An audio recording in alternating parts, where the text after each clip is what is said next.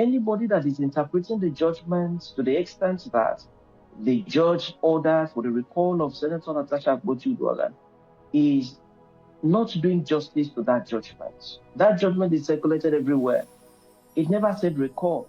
It rather recommended for amendment of the rules of the Senate, and even went ahead to recommend amendment of the Privileges Act, okay, that is applicable to legislators at the National Assembly.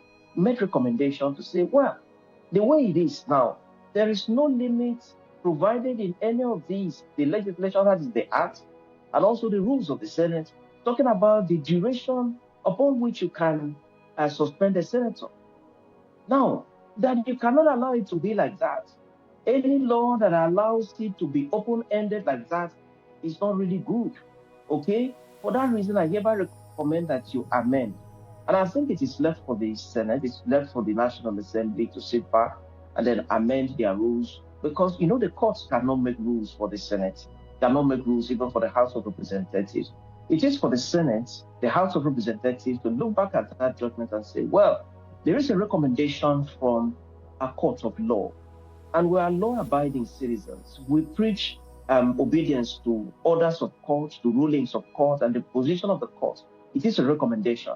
Gentlemen, can we look at this recommendation and see how we can amend? But to say that the judgment of Justice Binta Nyako stated clearly that Senator Natasha should be recalled, honestly, I'm afraid it is not in that judgment. If that is the interpretation given by anybody, I'm afraid that interpretation does not arise from that judgment. I believe nobody is above the law. Let's face facts the way it should be. To start with, the court fined Natasha Akpabio 5 million naira to pay into the Nigeria's coffer. Has she done that? Obviously no. And the court also said that the 6 months suspension was unlawful. It ought not to be that long. That it's advised they call her back. They have not called her back. She mandated herself with her entourage just to go there. And today they are calling it skit making, content creation. Let's not be biased about this. If Natasha were to be so sincere to everybody, to Nigerians, and to the good people of Kogi Central, it doesn't take anything from her to pay that fine and wait for the Senate to yield to the rulings of the court, of which she never did that. And today she said, instead of her to apologize to Senate, she rather wait for the 6 months. And the condition so far placed that she must be recalled back is, after the 6 months, she must also tender or reserve apology for her outburst at the plenary. Now, if she's that so proud that she cannot say sorry, after that 6 months elapsed, do you think they will still recall her back without giving her some conditions she must meet before going to the plenary? Anyway, I think so long as this issue is concerned, one will expect that she needs to tread with caution.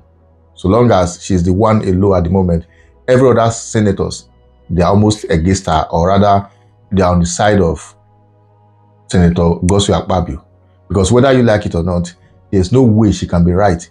And the good people of Kogi Central are not too comfortable with the fact that somebody is not represented anymore. Let pride be put aside. Let her do the needful.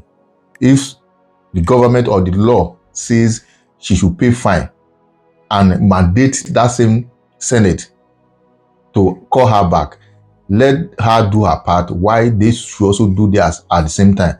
After doing that, if she has some personal issues with Akpabio, or the reverse is the case, they should dig it out outside being using it to disenfranchise the good people of Kogi Central. Whatever you think, drop your comment in the comment section. Once again, share and follow the page. For the